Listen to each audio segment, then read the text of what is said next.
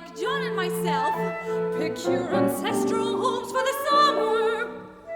A colonial mansion, a hereditary estate. I should say, a haunted house, and raise the hand of perversity. But that would be asking too much of fate. Still, I will proudly declare that there is something queer about it. John laughs at me, of course, but one expects that in marriage. John is a physician, and perhaps that is one reason I do not get well faster. You see, he does not believe I'm sick. And what can one do? If a physician of high standing and one's own husband assures friends and relatives that there is really nothing the matter with one but temporary nervous depression, a slight hysterical tendency, what is one to do? So I take phosphates, horse phosphates, whichever it is, and tonics, and journeys, and air, and exercise, and I'm absolutely forbidden to work until I'm well again. Personally, I disagree with their ideas. Personally, I believe that congenial work with excitement and change would do me good. I sometimes fancy that in my condition, if I had less opposition and more society and stimulus. But John says that the very worst thing I can do is talk and think about my condition, and I confess it always makes me feel bad.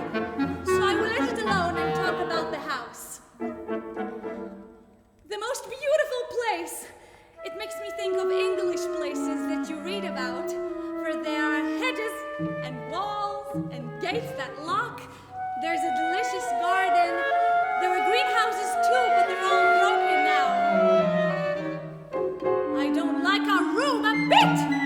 I wanted one downstairs that opened on the piazza and had roses all over the window and such pretty shit hangings. But John wouldn't hear of it. He said there was only one window and not room for two beds, and only room for him if he took another. He's very careful and loving and hardly lets me stir without special direction.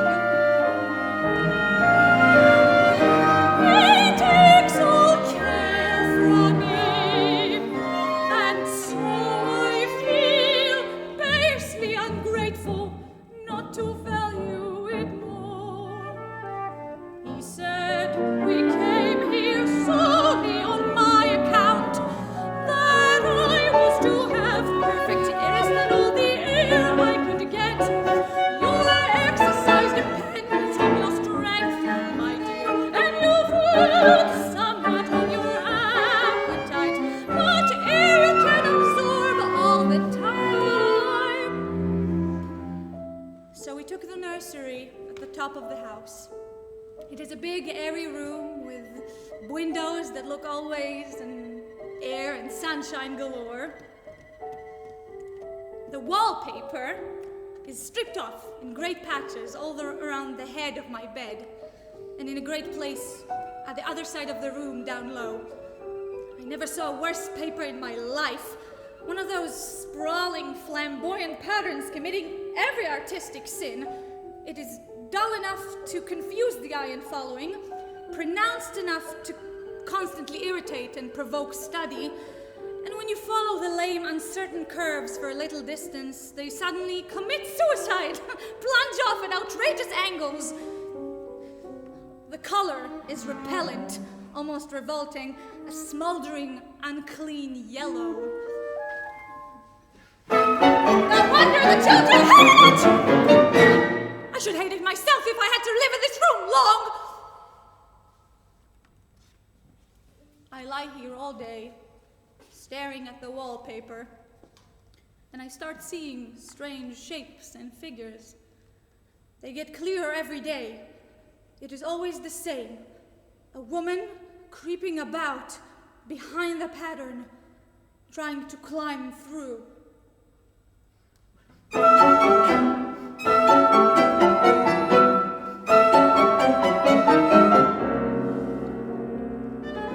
think that woman gets out in the daytime.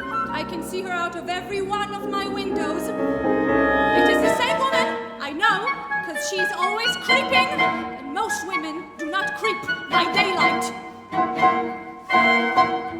I see her on that large shaded lane, creeping up and down. I see her in the dark gray arbors, creeping all around the garden. I see her in that long road under the trees, creeping along, and when a carriage comes, she hides under the blackberry vines. I don't blame her a bit. It must be very humiliating to be caught creeping by daylight. I always lock the door when I creep by daylight. I can't do it at night, for John would suspect something at once. And John is so queer now that I don't want to irritate him. Besides, I don't want anybody else to catch that woman at night but myself. If only the top pattern could be gotten off from the under one. I mean to try it, little by little.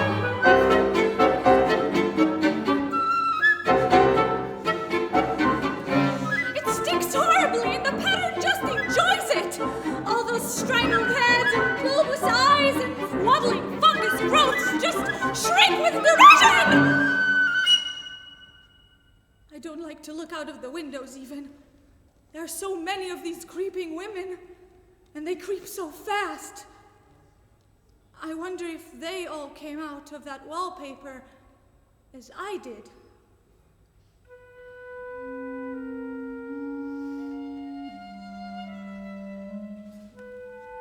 I suppose I shall have to get back behind the pattern when it comes night, and that is hard. It is so pleasant to be out in this great room and creep around as I please. Outside you have to creep on the ground, and everything is green instead of yellow.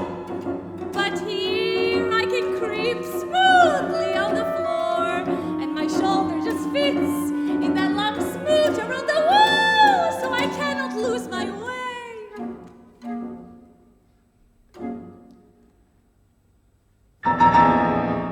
Why, there's John at the door.